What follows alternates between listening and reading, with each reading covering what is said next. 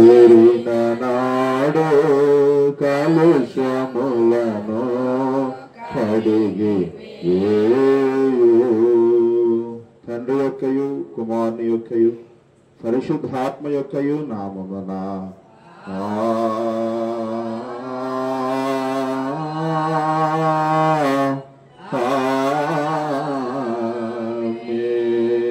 ఓ ప్రభువా నా పెదవులను తెరువము.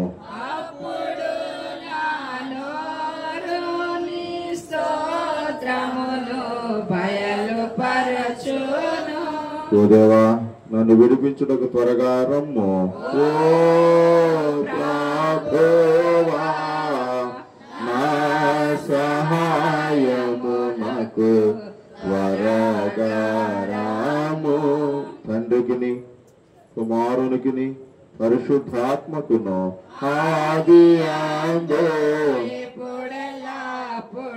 యుగ యుగముల తోండునాట్లు మహిమా ఆమేన్ ఆమేన్. మీ దగ్గరున్న పరిశుద్ధ బైబిల్ గ్రంథం తెరచి 121వ సంకీర్తన ప్రారంభము నుండి ఆఖరి వరకు ఇలాగ రాయబడి ఉంది. మొదటి వచనం ప్రారంభం. కొండల తట్టు నా కనులెత్తుచున్నాను, నాకు సహాయము ఎక్కడ నుండి వచ్చును? యెహోవాననే నాకు సహాయము కలుగును. ఆయన భూమి ఆకాశములను సృజించినవాడు. ఆయన నీ పాదము త్రొట్టెలనియడు, నిన్ను కాపాడువాడు కొనకడు.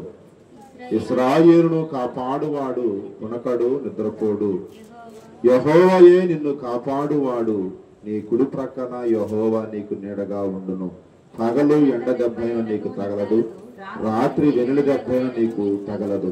ఏ అపాయమును రాకుండా యెహోవా నిన్ను కాపాడును. ఆయన నీ ప్రాణమును కాపాడును.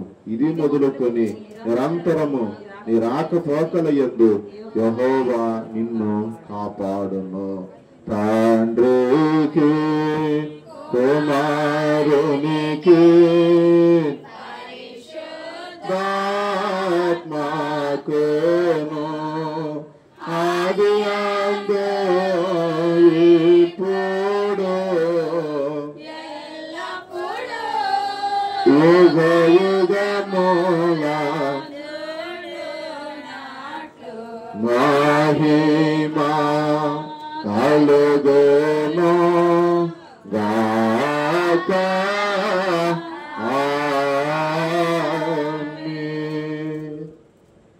దేవుని వాక్యం చదువుకుందాం. లూకా శుభవార్త 16వ అధ్యాయము 19వ వాక్యము నుండి 31వ వచన వరకు ఎలాగో రాయబడి ఉంది. మీలో ఒకరు ఈ మాటలు చదివి వినిపించవలసిందిగా ప్రేమతో మీకు మనవి చేస్తూ ఉన్నాను. ధనవంతుడు ఒకడుండెను. అతడు ఊదా రంగు బట్టలను సన్నపు నార వస్త్రములను ధరించుకొని ప్రతిదినము బహుగా సుఖపడు ఉండేవాడు. లాజరు ఒక దరిద్రుడుండెను. వాడు కురుపులతో నిండిన వాడై ధనవంతుని ఇంటి వాకిట పడి ఉండి అతని బల్ల మీద నుండి పడు రొట్టె ముక్కలతో ఆకలి తీర్చుకొనగోరెను. అంతేకాక కుక్కలు వచ్చి వాని కురుపులు నాకెను.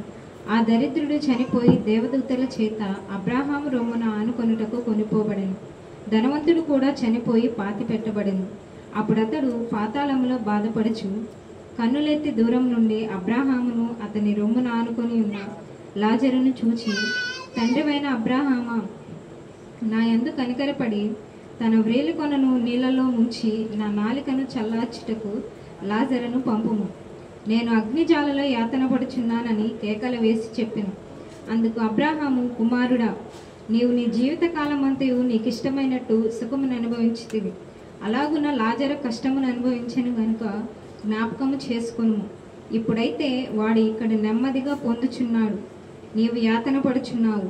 అంతేకాక ఇక్కడి నుండి మీ యొద్దకు దాటగోరు వారు దాటిపోజాలకుండునట్లు అక్కడి వారు మా యొద్దకు దాటి రాజాలకుండునట్లు మాకును మీకును మధ్య మహా అగాధమంచబడి ఉన్నది అని చెప్పెను.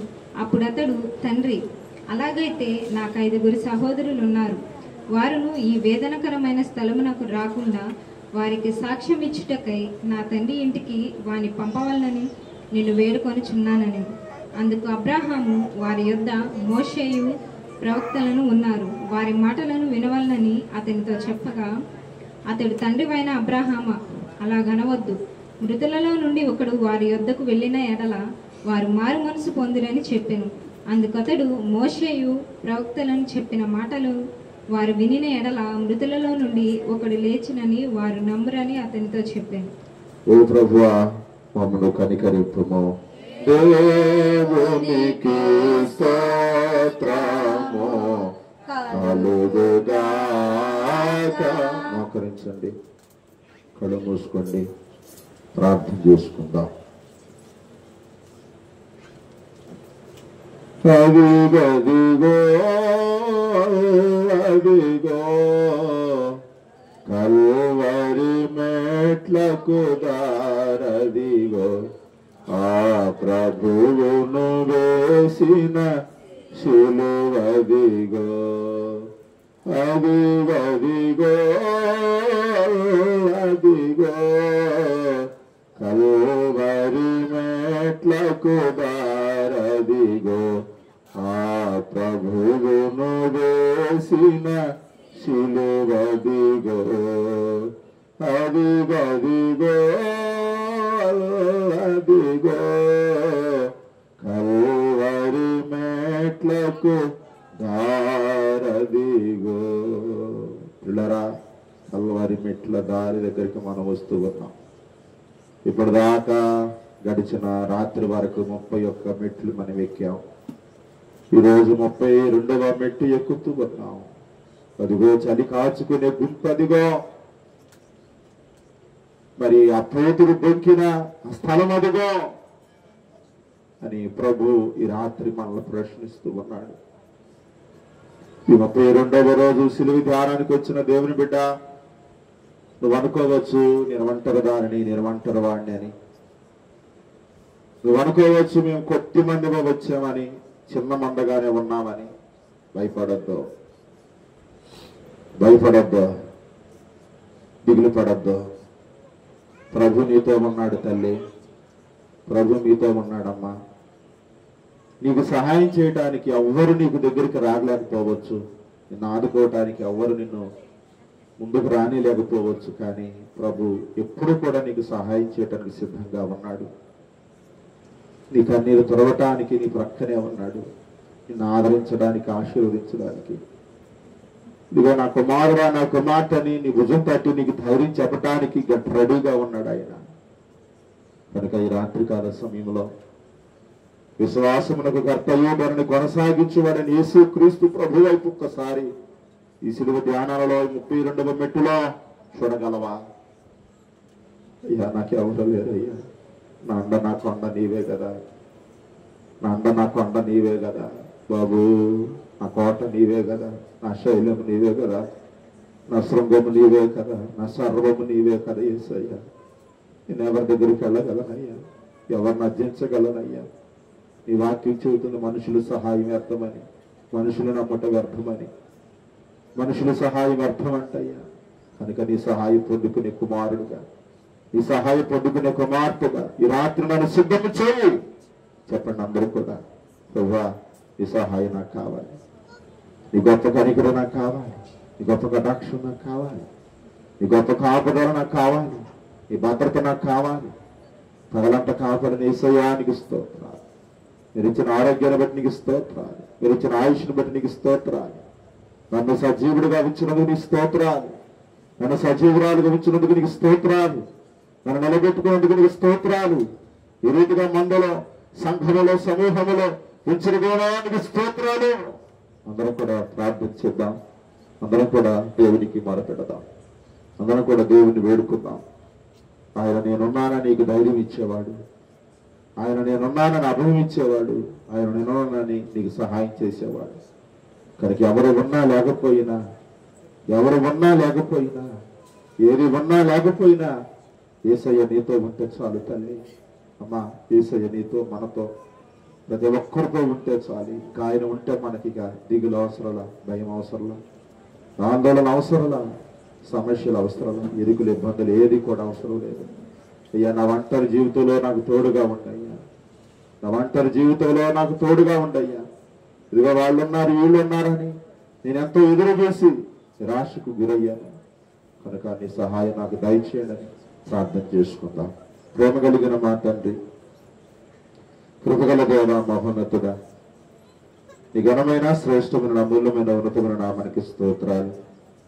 ఈ రాత్రికాల సమయమందు ప్రకటించబడుతున్న మాటలు బట్టి నీకు స్తోత్రాలు, అందించబడుతున్న మాటలను బట్టి నీకు స్తోత్రాలు, వచ్చిన బిడలను బట్టి నీకు స్తోత్రాలు, రావలసిన బిడలను బట్టి నీకు స్తోత్రాలు. ఇప్పటిదాకా పాటలతో ఆరాధన క్రమంతో మీ నామాన్ని స్తుతించి ఘనపరిచున్నాం. తిరిగి నీ శ్రేష్టమైన మాటలు ప్రభు ధ్యానం చేస్తూ ఉండగా ఒకసారి నీ బిడ్డలతో నాతో అందరితో మాట్లాడి మహిమ ఘనత మీరు పొందుకున్నారు. యేసుక్రీస్తు పరిశుద్ధ నామమందే ప్రార్థించి పొందుకున్నాం పరమ తండ్రి. పిల్లరా, మీ అందరికీ ప్రభు యేసుక్రీస్తు నామములో శుభవందనాలు తెలియజేస్తూ ఉన్నాను. ఈ శిలువ ధ్యానాల్లో 32వ రోజు ఈ శిలువ ధ్యానానికి మనం రావటం జరిగింది. దేవుడు మనతో ప్రతిరోజు చక్కగా సూటిగా తేటగా మాట్లాడుతూ ఉండగా ఆయన మాటకు ఆశతో ఆసక్తితో విశ్వాసంతో ఎదురు చూద్దాం.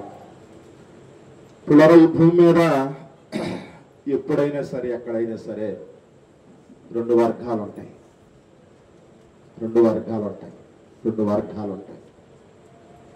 జాగ్రత్తగా ఈ మాటలు అర్థం చేసుకోవడానికి ప్రయత్నం చేయండి. భూమి మీద ఎక్కడైనా సరే రెండు వర్గాలు ఉంటాయి. వీడ ఉంటే 3వ వర్గం కూడా ఉండొచ్చు, లేదా 4వ వర్గం కూడా ఉండొచ్చు. వీళ్ళుంటే కొన్ని ప్రాంతాలు 5 వర్గాలు ఉండొచ్చు. సరే, ఏదేమైనప్పటికీ ఇది నగ్న సత్యం. 2 వర్గాలు ఉన్నట్లు, 3 వర్గాలు ఉన్నట్లు, 4 వర్గాలు ఉన్నట్లు, 5 వర్గాలు ఉన్నట్లు, 6 వర్గాలు ఉంటాయి. ఎందుకు నేను ఈ వర్గాలని గుర్తు చేస్తున్నాను అని అంటే, భూమి మీద ధనవంతులు ఉన్నారు, పేదవాళ్ళు కూడా ఉన్నారు. ఇది మీరు నమ్ముతారా అమ్మా? నమ్ముతారా? ఎవరున్నారు భూమి మీద? ధనవంతులు ఉన్నారు, పేదవాళ్ళు కూడా ఉన్నారు. చాలాసార్లు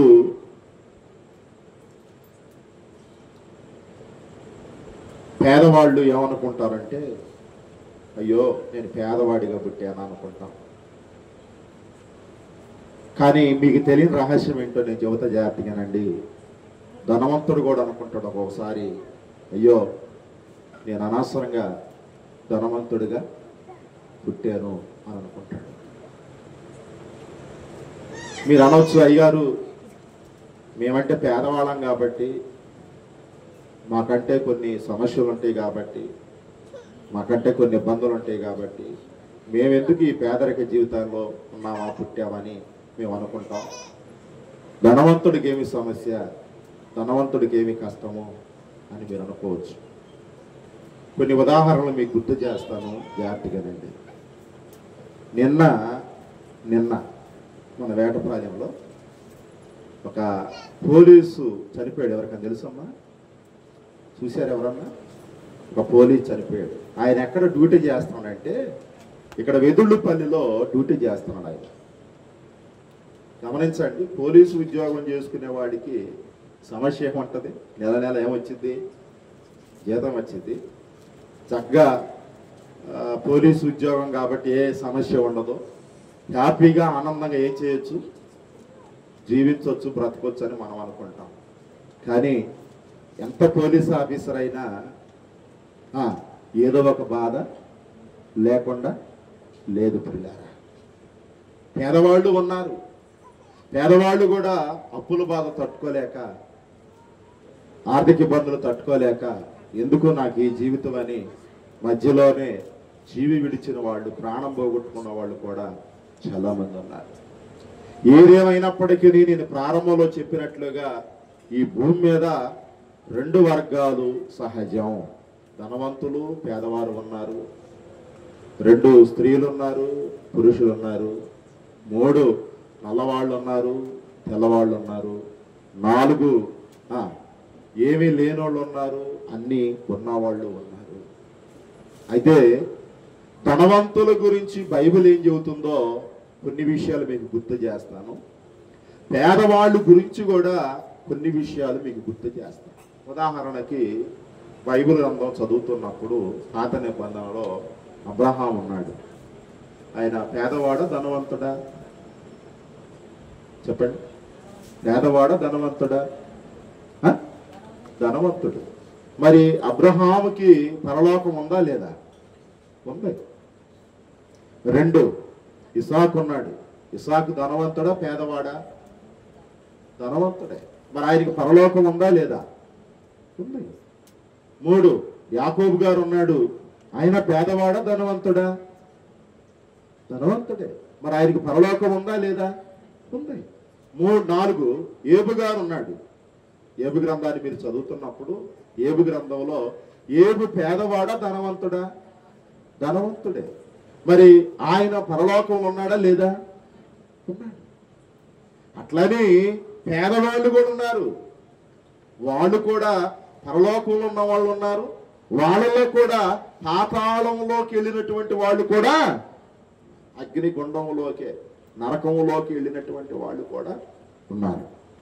ఈ రాత్రి నా సేవకుడిగా నా బాధ ఏంటంటే, నా మాట ఏంటంటే, నీవు ఏ స్థితిలో ఉన్నావో ఏ స్థాయిలో ఉన్నావో నేను చెప్పాల్సిన అవసరం లేదు. మీ అంతరాత్మ తెలుసు. అంటే పేదదారిగా ఉన్నావో ధనవంతుడిగా ఉన్నావో నీకు తెలుసు. నీకు తెలుసు. నువ్వు పేదదానివో పేదవాడివో నీకు తెలుసు. అసలు పేదవాళ్ళు అంటే ఎవరు చెప్పండి? పేదవాళ్ళు అంటే ఎవరు చెబుతారు? ఎవరన్నా పేదవాళ్ళు అంటే ఎవరు? ఎవరేంది అయ్య గారు మేమే పేదవాళ్ళం అంటారా? ఏదో నా మొహమాకి చదువుతారు. పేదవాళ్ళు అంటే ఎవరయ్య గారు? మేమే పేదవాళ్ళమే. మాకేముంది వెనకాల నొయ్యా గొయ్యా, మాకేముంది వెనకాల? 1 సెంటు పొలం లేదు, 1 లక్ష రూపాయలు ఏమి లేదు, డబ్బు లేదు, పిల్లకి పెళ్లి చేయాలంటే అప్పు, పిల్లడికి ఉద్యోగం రావాలంటే అప్పు. మరి మాకేముంది అంటే మేము పేదవాళ్ళమే కదా అని మీరు అనుకుంటారు. నేను అంటాను, పేదోళ్ళు అంటే మీరు కాదు, మీరు అనుకుంటున్నారు మీ భాషలో మీరు పేదోళ్ళు అని. మీరు ఏమనుకుంటున్నారంటే మీరు పేదోళ్ళు అని మీరు అంటే ఆ ఆలోచన మీకు ఉంది కదా. అది ఎప్పటి నుంచి ఉంది? మీరు పుట్టిన దగ్గర నుంచి ఉంది. నేను ఇప్పుడు బాగొట్టగలనా?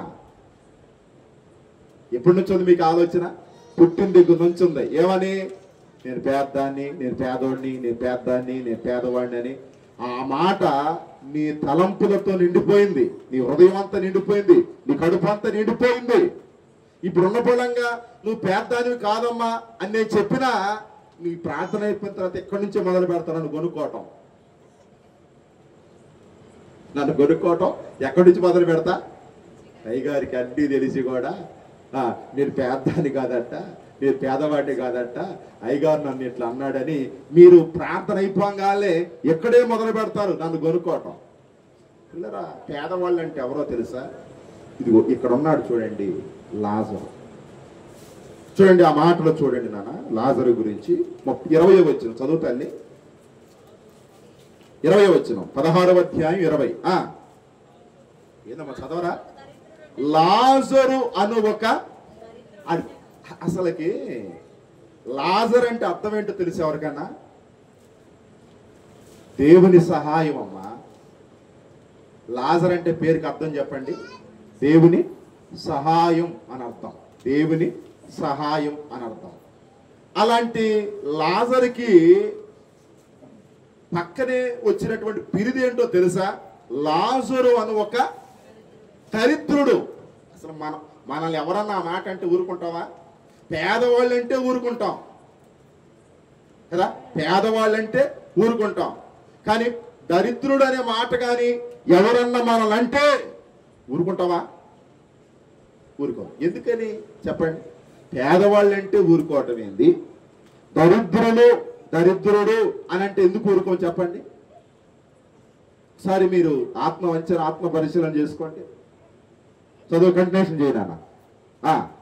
వాడు కురుపులతో నిండిన వాడే. ఇక్కడ ఎవరికైనా కురుపులు ఉన్నాయా? 3 చదువునా అక్కడే. ధనవంతుని ఇంటి వాకిట అంటే అర్థం ఏంటి? వాడు నిలబడటానికి కూడా వాడికి ఏమి లేదు. వాడు నిలబడటానికి కూడా వాడికి ఏమి లేదు, స్థలం లేదు. మనకైతే ఇళ్ళులు ఉన్నాయా లేవా? ఏయో గుడిసెలో లేదు, రేకులిల్లో, స్లాబో, ఏదో ఒక ఇల్లు ఉందా? మనకంటే ఏదో ఒక సెంటో, 2 సెంట్లో, 3 సెంట్లో, 4 సెంట్లో స్థలం ఉందా? ఉందా లేదా? ఉంది మనకి. కానీ ఇతడు నిలబడటానికి కూడా జాగు లేక ఇతను వెళ్ళి ఎక్కడ నిలబడుతున్నాడు చూసి చెప్పండి అమ్మా. వాక్యం ధనవంతుని ఇంటి వాకి అంటే ఇతనికి ఏమి లేదు, స్థలము లేదు, ఇల్లు లేదు, నివాస స్థలము లేదు. అంటే ఒక్క మాటలో చెప్పాలంటే ఇతడు ఎంత కటిక పేదవాడో.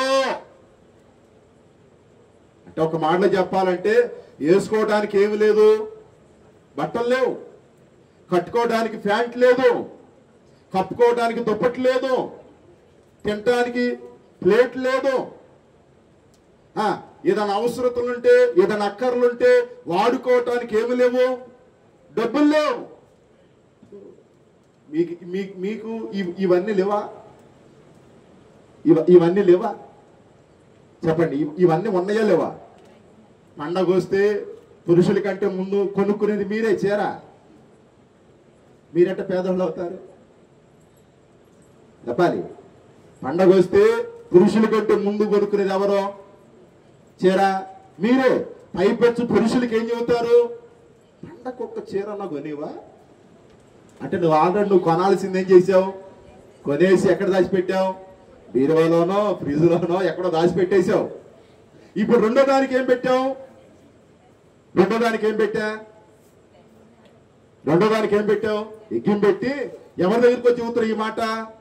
మీ భర్తకి, మీ పిల్లలకి చెబుతున్నావు, అయ్యా నాకు ఒక చీర కొనివా అని.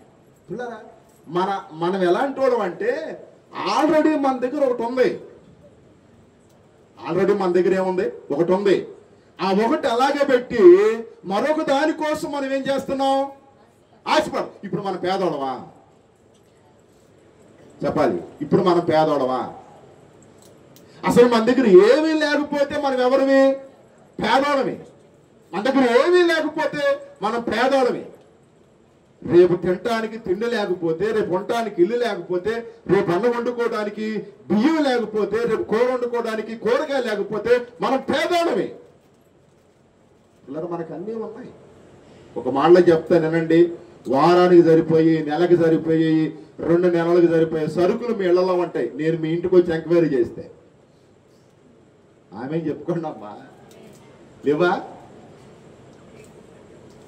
మీకు తెలియకుండానే మీ ఇళ్ళని ఎంక్వైరీ చేస్తే, మీకు తెలియకుండానే మీ ఇల్లు సర్వేలు చేస్తే, మీకు 2 నెలలకు సరిపోయే రేషన్, మీకు 2 నెలలకు సరిపోయే సరుకులు, మీకు 2 నెలలకు సరిపోయే మెటీరియల్ మీ ఇంట్లో ఉన్నాయి. అది పైపెచ్చు జనాలందరికీ ఏం చెబుతావు? పైకి ఎలా కనపడతావు? పేదదానిలాగా, పేదవాడిలాగా, తెల్లారితే నాకేమీ లేదన్నట్లుగా కనపడతావు. కాబట్టి ప్రియ దేవుని సంగమా, దేవుని బిడ్డలారా, ఈ 19వ వచనంలో అక్కడ ఒక ధనవంతుడిని చూస్తున్నాం. రండి. ధనవంతుడు ఒకడుండేను, అతడు ఊదా రంగు బట్టలను, సన్నపు నార వస్త్రములను ధరించుకొని ప్రతి దినము బహుగా. ఇదమ్మా మన గ్రేడు. ఇక్కడ వాళ్ళు అంతా, మనమంతా ఎంత సుఖం తెలుసా? ఎంత సుఖంగా ఉన్నారో తెలుసా మీరంతా? ఈ ధనవంతుడు ఏ రేంజిలో ఉన్నాడో, ఈ ధనవంతుడు ఏ స్థాయిలో ఉన్నాడో, ఈ ధనవంతుడు ఏ సిచ్యువేషన్లో ఉన్నాడో. ఏ సిచ్యువేషన్ తెలుసా?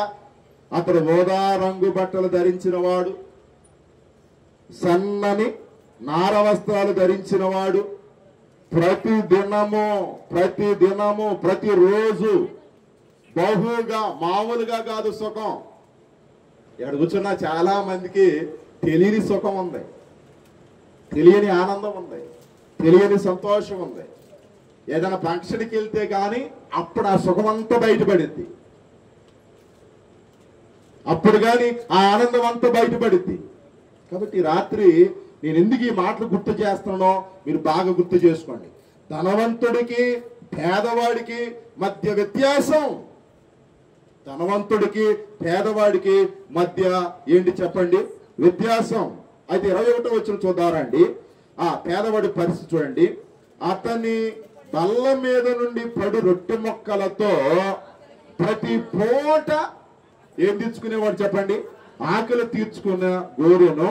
అంతేకాక ఈడే పేదవాడు, ఈడికే ఇబ్బందిగా ఉంది, ఇతని కష్టమే భయంకరంగా ఉంటే కుక్కలు వచ్చి ఇతరుని ఏం చేస్తారని చెప్పండి? కుక్కలు వచ్చి వాని కురూపులు ఏం చేస్తారని చెప్పండి? కొద్ది రోజులు గడిచింది. 23వ వచనం. ఆ దరిద్రుడు ఏమైపోయాడు చెప్పండి? చనిపోయాడు. అంటే ఈ మాటను బట్టి నీవు నేను మనం అర్థం చేసుకోవాలి. అక్కడేమంటది 2వ లైన్లో, ఆ దరిద్రుడు చనిపోయి దేవదూతల చేత రొమ్మును ఆనుకొని కొనుపోబడుచుండేను. ఆ తర్వాత 2వ లైన్లో ఉంటది, మరికొద్ది రోజులకి ధనవంతుడు కూడా చనిపోయాడు. పేదవాడు చనిపోయాడు, ధనవంతుడు కూడా చనిపోయాడు. మీరు అర్థం చేసుకోండి, ఈ భూమి మీద ఎవరు కూడా శాశ్వతం కాదు. నీ భర్త అయినా, నీ భార్య అయినా, నీ పిల్లలైనా, నీవైనా, నేనైనా ఎవరం కూడా శాశ్వతం కాదు. ఈ భూమి మనకి ఒక అశాశ్వతమైనది. మన డబ్బు మనం రక్షించదు, మన వస్త్రాలు మనం రక్షించవు, మనం తినే ఫుడ్, మనం తాగే నీరు మనల్ని కాపాడదు. ఖచ్చితంగా 22వ వచనం ప్రకారంగా దరిద్రుడైన లాజరు మరణించినట్లుగానే, ధనవంతుడైనటువంటి వ్యక్తి మరణించినట్లుగానే మనకంటూ ఒక దినం ఉంది, మనకంటూ ఒక రోజు ఉంది. ఆ రోజు వీళ్ళిద్దరు మరణించినట్లుగానే రేపు మాపో మనమందరం కూడా ఏం కావాలి చెప్పండి? మరణించాలి. నిన్నటి పాఠం. మరణించిన తర్వాత మన కొరకు అక్కడ ఏముంది? పరలోకంలో విందు ఉంది. నేను నిన్న విందుల గురించి చాలా విషయాలు చెప్పా. మనం చేసుకుని విందు చెప్పాను, అమెరికా వాళ్ళు విందు చెప్పాను, గోదావరి వాళ్ళు విందు చెప్పాను, తర్వాత ధనవంతుల విందు చెప్పాను, పేదవాళ్ళు విందులు కూడా చెప్పా. కానీ వీటన్నిటికీ మించినదై ఉండబోతుంది రేపు పరలోకంలో. నీ కొరకు నా కొరకు దేవుడు సిద్ధపరచబోతూ ఉన్నాడు గొప్ప విందు, గొప్ప విందు. ఆ విందులో మనం ఉండాలి, ఆ విందులో మనం పాలు పంపులు పొందాలి, ఆ విందుకి మనం అర్హులం అవ్వాలి, ఆ విందుకి మనం యోగ్యులం అవ్వాలి. ఎప్పుడో? రేపు మనం చనిపోయిన తర్వాత. ఆ విందుకు సిద్ధపడిన వ్యక్తే ఆ దరిద్రుడైనటువంటి లాజరు. చూడండి 22వ వచనంలో, ఆ దరిద్రుడు చనిపోయి దేవదూతల చేత అబ్రహాము రొమ్మున. ఎంత గొప్ప ధన్యతండి ఇది. ఈ ప్రార్థనలు ఎందుకో తెలుసా? ఈ అంగలార్పు ఎందుకో తెలుసా? ప్రతిరోజు దేవుని వాక్యం ద్వారా మిమ్మల్ని పురుకొల్పేది, మేలు కొల్పేది, ప్రోత్సహించేది ఎందుకో తెలుసా? ఇదిగో ఈ దరిద్రుడైన లాజరు చనిపోయి ఎక్కడికి వెళ్ళాడు? దేవదూతల చేత కొనుకోబడి అబ్రహాము రొమ్మున. దానికోసం అమ్మిది. ఒకవేళ నువ్వు పగలు పనికి వెళ్తున్నావు, ఒక 300, 500, 1000 సంపాదించుకుంటున్నావు, అవి సాయంత్రానికో రేపో ఎల్లుండికో ఖర్చు అయిపోతున్నాయి. అవి నీ దగ్గర ఉంటల్లా. అంటే ధనము మనకి ఎవరికి కూడా ఏం కాదు, శాశ్వతం కాదు. కానీ శాశ్వతమైంది ఏంది? పరలోకం. అబ్రహాం ఎక్కడున్నాడు? పరలోకంలో ఉన్నాడు. ఆ దరిద్రుడు లాజరు చనిపోయి ఎక్కడికి వెళ్ళిపోయాడు? దేవదూతల చేత కొనుకోబడి అబ్రహాము రొమ్మున ఆడుకున్నాడు. ఎంత గొప్ప ధన్యత పిల్లారా, ఎంత గొప్ప భాగ్యం. ఈ శిలువ ధ్యానాలు ఎందుకో తెలుసా? ఈ శిలువ వివరణలు ఎందుకో తెలుసా? రేపు ఆ పరలోకంలో నీవు నేను ఉండటం కొరకే, నీవు నేను ఆ పరలోకం చేరుట కొరకే, ఆ పరలోకంలో స్థానం అవకాశం సంపాదించుకోవడం కొరకే ఈ పోరాటం. కింద కంటిన్యూషన్ చేద్దాం రండి. ఆ ధనవంతుడు కూడా చనిపోయి పాతి పెట్టబడెను. 23. అప్పుడు అతడు పాతాళములో బాధపడుచు కన్నులెత్తి దూరము నుండి, దూరం ఎందుకు వచ్చింది? పరలోకానికి పాతాళానికి ఏముంటది? దూరం. దూరం దూరం నుండి కూడా ఎవరు చూడగలిగాడు? అబ్రహాముని. ఏ దూరం నుండి? పాతాళం నుండి, నరకం నుండి, అగ్నిగుండం నుండి పరలోకాన్ని ఏం చేయగలిగాడు చెప్పండి? చూడగలిగాడు. నువ్వెక్కడ? భూమి మీద ఉండి పరలోకం చూడలేకపోతున్నావు.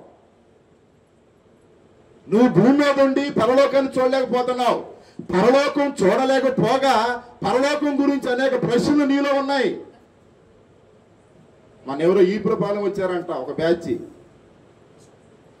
వాళ్ళు అన్నారంట, అక్కడ ఉన్నటువంటి కొంతమంది క్రైస్తవ సోదరులతోటి, మనం చచ్చిపోయిన తర్వాత రేపు పరలోకం వెళ్ళము, అందరూ భూమి మీదే ఉంటాం మళ్ళీ అని చెప్పారంట. ఆ అబ్బాయి, ఈ ప్రపాలన అబ్బాయి నాకు కనపడి, అనియా నువ్వు పాస్టర్ గారివే కదా, రేపు మనం చచ్చిపోయిన తర్వాత పరలోకానికి వెళ్ళవా, భూమి మీదే ఉంటావా అని అంటే, మరి ఇప్పుడు చచ్చిపోయిన వాళ్ళందరూ ఎక్కడ ఉన్నారంటే శ్మశానంలో ఉంటారు, సమాధుల్లో ఉంటారు. మరి వాళ్ళు రేపు లెగిసిన తర్వాత ఎక్కడ ఉంటారంటే పరలోకానికి వెళ్ళరు, భూమి మీదే ఉంటారని చెప్పి వాక్యం చెబుతారంట పాస్టర్ గారు వాళ్ళు. మరి వాళ్ళేం పాస్టర్లో, వాళ్ళేమి సేవకులో, మరి వాళ్ళ దగ్గర ఏం బైబుల్ ఉందో నాకు అర్థం కావట్లేదు. పిల్లరా, ఈ చివరి దినాల్లో, ఎంత దినాల్లో రకరకాలైనటువంటి బోధలు వచ్చేసినాయి. చాలా మంది రకరకాలైన బోధలకు అలవాటు పడ్డారు, కానీ వాక్యం ఉన్నది ఉన్నట్లుగా బోధించే సేవకుడి దగ్గరికి ఎవరు వెళ్తల్లా. ఒక వాక్యం చూపించి కళ్ళు బొల్లు కబుర్లు చెప్పే సేవకుడి దగ్గరికి అయితే పరుగులు చేస్తున్నారు.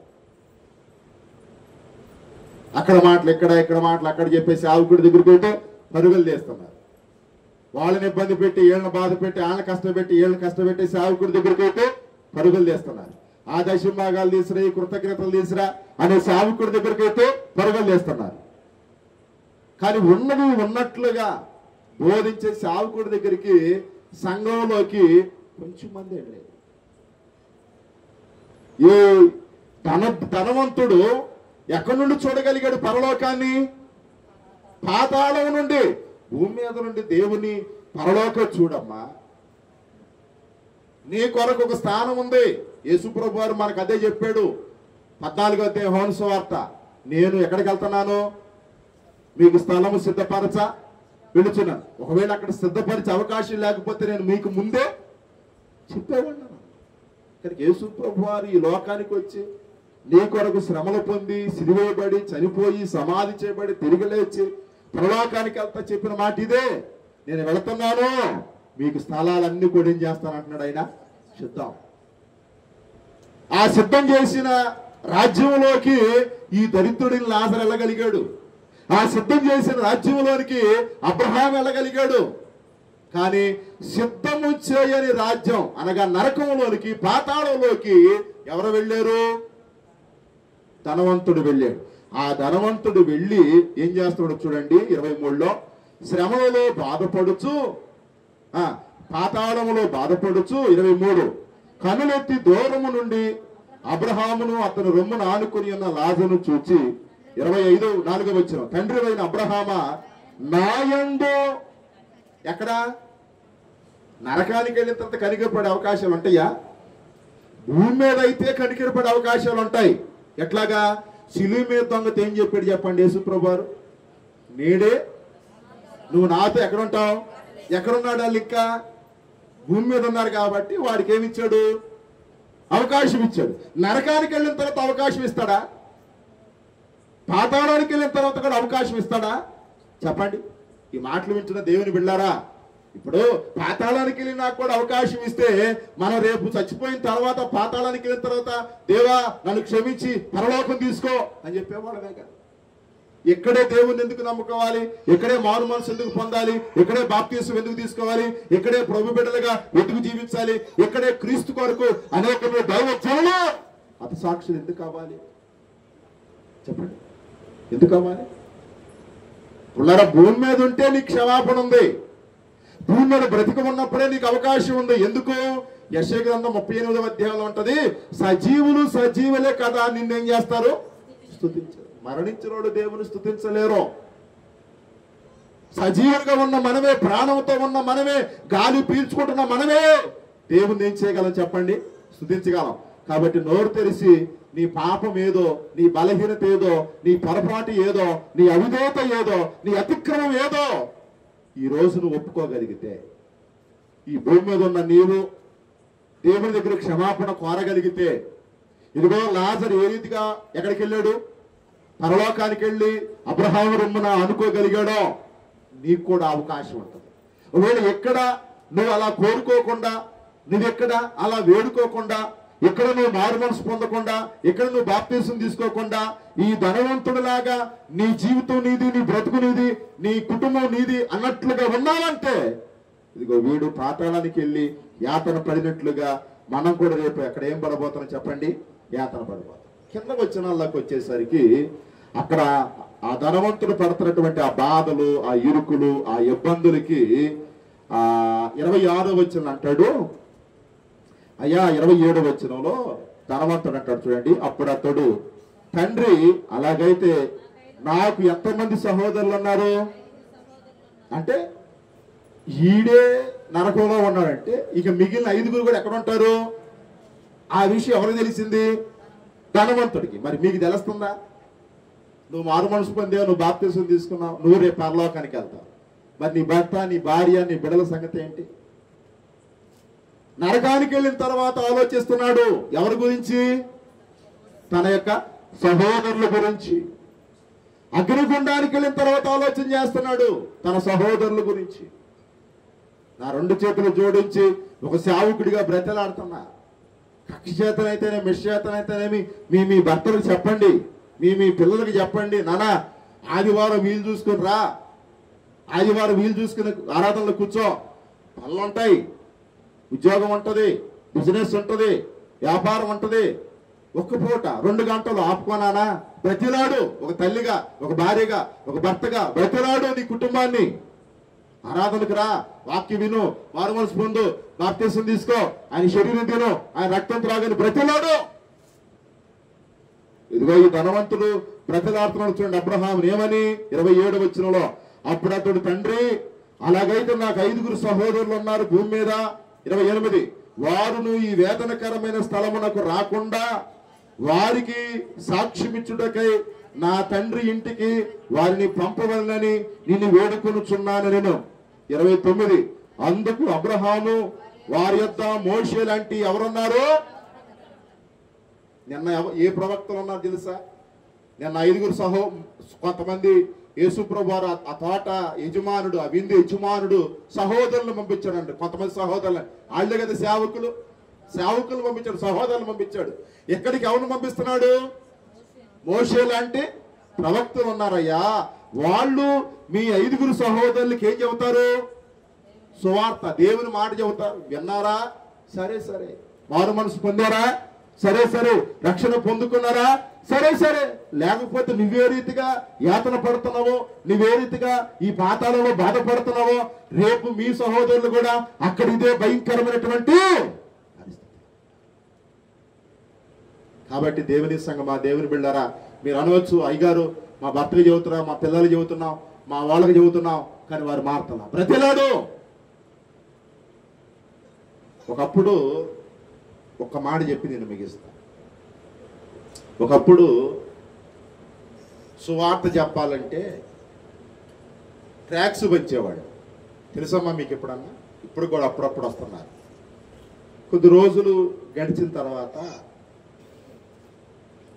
రేడియో పరిచర్య వచ్చింది. కొంచెం గడిచిన తర్వాత టీవీ పరిచర్య వచ్చింది. కొద్ది రోజులు గడిచిన తర్వాత యూట్యూబ్, ఫేస్బుక్ పరిచర్య వచ్చింది. అంటే పరిచర్య మారిందా మారలేదా? సువార్త వెళుతుందా లేదా? కాబట్టి నేనేమంటానంటే మన ప్రవర్తనే మన బిడ్డలకు మాదిరి, మన ప్రవర్తనే మన భర్తకి మాదిరి. నువ్వు వాళ్ళ మీద చిరాకులు పరాకులు పడతావంటే వాళ్ళు నిన్ను చూసినప్పుడు ఏమనుకుంటారు? నువ్వు దేవుని నమ్మే సుఖం ఏమైనా ఉందమ్మా, నువ్వు దేవుని నమ్మే ఏమైనా సుఖం ఉందా నాన్న అని నీ తల్లే, నీ తండ్రే, నీ భర్తే, నీ పిల్లలే నీ గురించి ఏం చెబుతారు? స్టేట్మెంట్ ఇస్తారు. కాబట్టి నువ్వేమైపోవాలంటే ఒక పత్రిక అయిపోవాలి వారి రక్షణలోకి తీసుకురావటానికి. వారి యాతనకరమైన స్థలంలోకి వెళ్లకుండా ఉండాలంటే నువ్వు ఒక మాదిరిని చూపించాలా. ఇప్పుడు నేనున్నాను, ఎక్కడో ఉంటా, నేనున్నాను, ఎప్పుడో కనపడతా మీకు. పొద్దాగా అయ్యా పాస్టర్ గారిని చూడరా, అయ్యా పాస్టర్ గారిని చూడరా అంటే వాళ్ళు చూస్తారా? వాళ్ళకి అదేనా బడి? నువ్వు కదా, నీ భర్తకైనా నీ భార్యకైనా నీ పిల్లలకైనా నువ్వే మాదిరి, మీరే మాదిరి. నువ్వు సరిగ్గా చెప్పి చూడు, అక్కడ ఏం జరిగిందో చూడు. చూడండి, ఇక్కడ ఉన్న మాటలు గమనించండి. అక్కడ ఎవరున్నారంట? మోషే లాంటి 29. అందుకు అబ్రహాము వారి యొద్ద మోషే లాంటి ప్రవక్తలు ఉన్నారు, వారి మాటలు విని ఎడల వినవలెనని అతనితో చెప్పగా 30. అతడు తండ్రివైన అబ్రహామా అలాగనొద్దు. ఎవరంటున్నారు ఈ మాట? ధనవంతు. ఎందుకంటే నేనే వెళ్ళలేదుగా, నేనింటే ఇక్కడికి వచ్చేవాడిని కాదు, అగ్నిగుండానికి వచ్చేవాడిని కాదు. మోషే లాంటి వారి మాట, ప్రవక్తలు లాంటి వారి మాట, దైవజనులు లాంటి వారి మాట నేనే వెళ్ళా. మరి నాకంటే కరకసులు అన్నదమ్ముళ్ళు ఇంక వాళ్ళే వింటారు, నేను వెళ్ళి చెబితే కానీ వింటారేమో, ఒక అవకాశం ఇవ్వాలంటున్నాడు. దాన్ని దేవుడు చెబుతున్న మాట ఏదో తెలుసా? తండ్రివైన అబ్రహామా అలాగనవద్దు, మృతుల నుండి ఒకడు వారి యొద్దకు వెళ్ళిన ఎడల వారు మారు మనసు పొందుదురని చెప్పాను. 31. అందుకతడు మోషేయు ప్రవక్తలను చెప్పిన మాటలు వారు వినని ఎడల మృతుల నుండి ఒకడు లేచినను వారు నమ్మరని అతనితో. బ్రతికున్నవాడు చెబితేనే నమ్మకపోతే చచ్చిపోయినోడు వెళ్ళి చెబితే నమ్ముతారా? చెప్పండి. బ్రతికున్నవాడే దేవుని వాక్యం బోధిస్తుంటే, సజీవుడిగా ఉన్నవాడే దేవుని వాక్యాన్ని అందిస్తూ ఉంటే, సజీవ సంఖ్యలో ఉన్నవాడే దేవుని వాక్యాన్ని వివరిస్తూ ఉంటే, వాడు మారు మనసు పొందకపోతే నువ్వు బ్రతికొచ్చి వాళ్ళకు సువార్త చెబితే నమ్ముతారా? ఒరే నిన్ను ఎగతాళి చేస్తారా అని చెప్పి అబ్రహాం అంటున్నాడు. కాబట్టి రాత్రికాల సమయంలో ఈ భూమి మీద ధనవంతులు ఉన్నారు, పేదవాళ్ళు ఉన్నారు, ఈ భూమి మీద స్త్రీలు ఉన్నారు, పురుషులు ఉన్నారు, చిన్నలు ఉన్నారు, పెద్దలు ఉన్నారు, రకరకాలైనటువంటి వ్యక్తులు ఉన్నారు. రేపు ఎవరు పరలోకం వెళ్ళబోతున్నారో అది ఎవరి చేతుల్లో కూడా లేదు. కానీ ఒక సేవకుడిగా నేను చెప్పగలిగేది ఏంటంటే, పరలోకం వెళ్ళాలి, పరలోకంలో ఉండాలంటే నీకు ఈ భక్తి చాలదు, నీకు ఈ విశ్వాసం చాలదు, నీకు ఈ ప్రార్థన చాలదు, నీకు ఈ ఆత్మీయత చాలదు, నువ్వు చేసే ఈ ప్రార్థన చాలదు. మరి పరలోకానికి వెళ్ళాలంటే ఏం చేయాలి? ఇంకా నువ్వు నలిగాలి, ఇంకా నువ్వు కరగాలి, ఇంకా ప్రభుకి నువ్వేం చేయాలి? అప్పగించుకోవాలి, సమర్పించుకోవాలి, ఇంకా దేవుని చేతిలో నలగాలి. నీ మోహం తెల్లబడాలి, నీ మోకాళ్ళు ఏం కావాలి? నల్లబడాలి. ఈ అనుభవాలు నీకు కావాలి. దేవుని కొరకు కొన్ని ఆకలి దప్పులు అనుభవించాలి, కొంత పేదరికాన్ని అనుభవించాలా, దేవుని కొరకు కొన్ని కష్టాలు అనుభవించాలా, దేవుని కొరకు కొన్ని హింసలు, కొన్ని ఇరుకులు అనుభవించాలా, దేవుని కొరకు భర్త చేత కొట్టబడాలా, భార్య చేత కొట్టబడాలా, పిల్లల చేత తిట్టబడాలా, అవసరమైతే దేవుని కోసం ఇంట్లో నుంచి నువ్వేం చేయబడాలి? వెలువేయబడాలా. అప్పుడు పరలోకం వెళ్ళగలిగే. పరలోకం అంటే అంత ఈజీగా రేపు ఇక్కడ నువ్వు కళ్ళు ముయ్యంగాలి, రేపు అక్కడికి వెళ్ళగాలి. దావీదు ప్రకటన గ్రంథంలో మనం చూస్తామే, తాళం చేకూరు దగ్గర ఉంది, దావీదు దగ్గర ఉంది. అమ్మ రామ్మ రాయ్యా, నువ్వు చచ్చిపోయావు కాబట్టి నీకు పరలోకం ఉందని చెప్పి దావీదు వెళ్ళి తాళం తెస్తాడనుకుంటారా? అది అంత ప్రాసెస్ అయినటువంటిది కాదు, అంత ఈజీ అయింది కాదు. కాబట్టి నువ్వెంత కష్టపడి ఇక్కడ నలగలుగుతావో, నువ్వెంత కష్టపడి ఇక్కడ సహించగలుగుతావో, నువ్వెంత కష్టపడి కలిగి దేవుని పరిచర్య కొరకు నీవు సహాయ సహకారాలు అందించగలుగుతావో, దేవుడు నీ విశ్వాసాన్ని మెచ్చుకోవాలి, దేవుడు నీ భక్తిని మెచ్చుకోవాలి, దేవుడు నీ ఆత్మీయతని మెచ్చుకోవాలి. అప్పుడే రేపు పరలోకానికి వెళ్ళటానికి అవకాశం ఉండిద్దని తెలియజేస్తూ ఈ మాటలు నేను ముగిస్తూ ఉన్నాను. దేవుడి కొద్ది మాటలు దీవించి ప్రభు ఆశీర్వదించును గాక. ఆమేన్. సమస్త జ్ఞానానికి మించిన దేవుని సమాధానం యేసుక్రీస్తు వల్ల మీ హృదయాలకి తలంపులకి కావలి ఉండుగాక. ఆమేన్. ప్రియ యేసు రాజును నే చూచిన మహిమాలోని నాయనతో నుంటే చాలు. ప్రియ యేసు రాజును చూచిన మహిమాలోని నాయనతో నిత్యమైన మోక్ష గృహము నందు చేరి, నిత్యమైన నందు చేరి భక్తుల గుంపులో హించిన చాలు, భక్తుల గుంపులో హించిన చాలు. రాజును చూచిన చాలు మహిమలోని నాయనతో నుంటే చాలు. యేసుని రక్తమందు కడగబడి వాక్యము చే నిత్యం భద్రపరచబడి యేసుని రక్తమందు కడగబడి వాక్యం చే నిత్యం భద్రపరచబడి నిష్కలంక పరిశుద్ధులతో పోగను నేను. నిష్కలంక పరిశుద్ధులతో పోగను నేను. బంగారు వీధులలో తిరిగేదాను.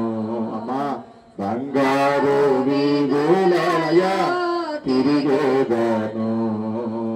ప్రియ యేసు రాజును నేను చూచిన చాలు మహిమలోని నాయనతో ఉంటే చాలు. కళ్ళు మూసుకోండి. రేపు వచ్చే గురువారం పరిశుద్ధ గురువారం, బాప్తీసాలు ఇవ్వబడుతున్నాయి. ఆఖరి గురువారం. ఎవరైనా కానీ బాప్తీసం తీసుకోవాలనుకుంటే ముందుకు రండి. పిల్లరా, నువ్వు అగ్నిగుండానికి వెళ్ళటం దేవునికి ఇష్టం లేదు. తెలుసో తెలియకో ఇప్పుడు దాకా దేవునికి విరోధమైన కార్యాలు చేశావు, దేవునికి వ్యతిరేకమైన పనులు చేశావు. దేవుడు నా బిడ్డ రా, నీ క్షమించడానికి సిద్ధంగా ఉన్నానంటున్నాడు. నీ పాపాలన్నీ కూడా యేసుక్రీస్తు రక్తంలో కడగతానంటున్నాడు. నిన్ను బంగారపు వీధుల్లోకి తీసుకుని వెళతానంటున్నాడు. ఆ పరలోకం నుండి అవకాశాన్ని ఆ త్రియేక దేవుడు తల్లి చెల్లి నాన్న అమ్మ నీకు ఇస్తానంటున్నాడు ఆయన.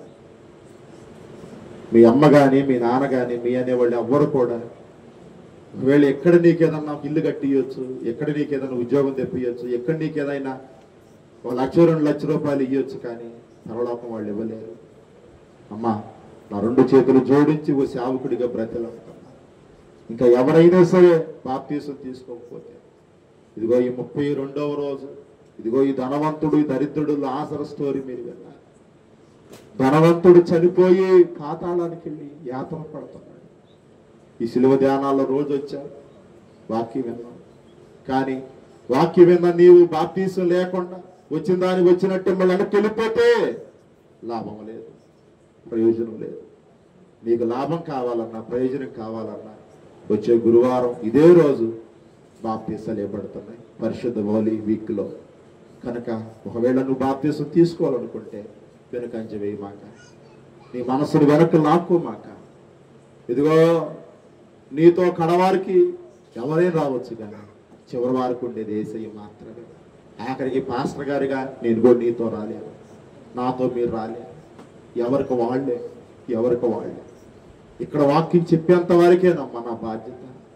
కానీ రేపు నీతో రాగలిగేది నేను కాదు తల్లి, రేపు నీతో రాగలిగేది మేము కాదమ్మా. మీ అనేవాళ్ళు ఎవ్వరు కూడా నీతో రారు. అలెగ్జాండర్ గురించి మనం విన్నాం.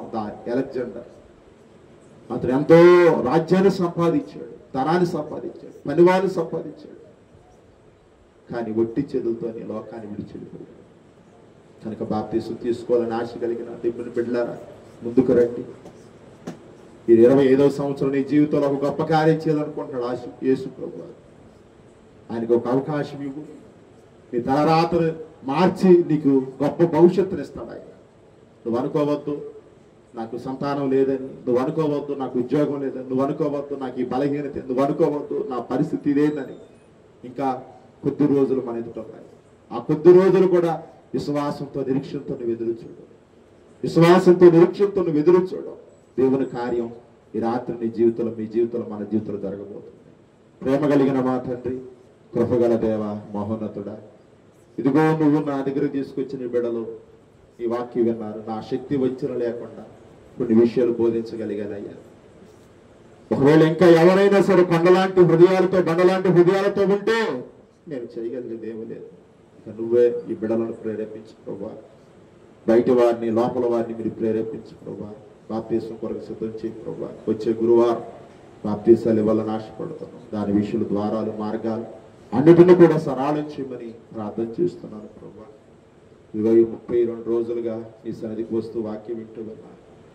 ఎంతో నమ్మకంగా యథార్థంగా పరుగులు తీసుకుంటూ వస్తున్నారు. ఇదిగో నయమాను 7వ మారు మునిగి లేచడో లేదో తన జీవితంలో ఒక అద్భుతం చేశాడు. ఇది ఆఖరి రోజు వరకు అనగా శుక్రవారం వరకు కూడా ఈ పోరాటం ఆగకుండా సాగుటకు నీ కృప దయచేయమని ప్రార్థన చేస్తున్నాను. ముఖ్యంగా ఎవరెవరి అవస్థలో ఉన్నారు, ఎవరెవరి ఎక్కడలో ఉన్నారో మీకు తెలుసు కానీ వారందరినీ మీరు జ్ఞాపకం చేసుకోమని నేను ప్రార్థన చేస్తున్నాను ప్రభా. ముఖ్యంగా తనతోటి లోదర్ బాబు తన భార్య ఝాన్సీ కొరకు నేను ప్రార్థన చేస్తున్నాను ప్రభా. అయా కుమార్తెను మీరు జ్ఞాపకం చేస్తున్నారు, రాహుల్ని మీరు జ్ఞాపకం చేస్తున్నారు, బలహీనలుగా ఉన్నారు. ఆ బిడ్డలను మీరు ముట్టండి, తాకండి, స్వస్థపరచండి. మరి నిదాసురాలు మౌనిక కొరకు ప్రార్థన చేస్తున్నారు, ఆ బిడ్డను మీరు ముట్టండి, తాకండి, స్వస్థపరచండి. నిదాసుడు అబ్రాం గారి కొరకు ప్రార్థన చేస్తున్నారు, ముట్టండి, తాకండి, స్వస్థపరచండి. ఇంకా చాలా మంది బలహీనతలతో ఉన్నారు, ఆర్థిక ఇబ్బందులతో ఉన్నారు, కుటుంబాల్లో శాంతి సమాధానం లేకుండా ఉన్నారు, రక్షణ మారు మనసు లేకుండా ఉన్నారు. అయ్యా వారందరికీ ద్వారాలు తెరవండి, మార్గాలన్నీ కూడా సరళం చేయండి. రక్షణ మారు మనసు కృప దయచేయండి. ఈ దినం జరిగించిన కూడికి అంతటి బట్టి వీడిని స్తుతిస్తూ రేపటి కొరకు సిద్ధపరచండి. మా కాదు యెహోవా, మాకు కాదు, కేవలం ఈ పరిశుద్ధ నామమునికి మహిమ ఘనత ప్రభావాలు ఆరోపించుకోమని వీళ్ళందరూ కూడా ముట్టి తాకి స్వస్థపరిచి బలపరచి కాపాడమని యేసునామంలో ప్రార్థించి పొందున్నాం పరమ తండ్రి. ప్రలోకమందున మాట్లాడు నీ నామం పరిశుద్ధపరచబడుగా, రాజ్యం వచ్చునుగా, జీతం ప్రలోకమందు నెరవేరినట్టు భూమి మీద నెరవేర్చబడునుగా. మన ఆహారణ్యుడు మాకు దయచి మేడ అపరాధము చేసిన వారు మీకు క్షమించిన ప్రకారం ప్రాధాన్యం శోధక ఆదిశుద్ధ రాజ్యము శక్తి మహిమ నిరంతరమే నాలుగు తండ్రి. ఆమె తండ్రి కుమార పరిశుద్ధాత్మ త్రియేక దేవుని దీవెనలో ఈ శిలువ ధ్యానాలకు వచ్చి మనసు మార్చుకోవడానికి సిద్ధపడుతున్న బిడ్డలకు సంఘానికి సదాకాలం దేవుడితో నడిపించి కాపాడుగాక. ఆమె తండ్రికి పరిశుద్ధాత్మకును కలుగుగాక మహిమ పరగాక యుగ యుగములకును కలుగునా. మీ అందరికి వందనాలు. రేపు సాయంత్రం కలుసుకుందాం. అంతవరకు దేవుని మహాకృప తోడేందుకు. God bless you.